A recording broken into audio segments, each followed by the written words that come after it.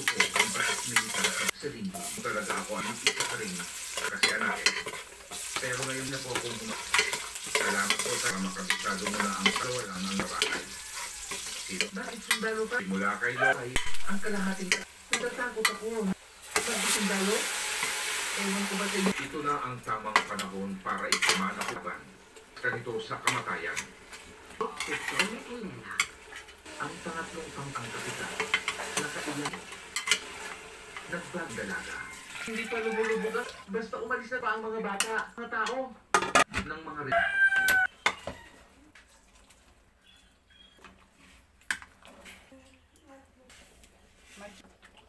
Sabaw. Alright.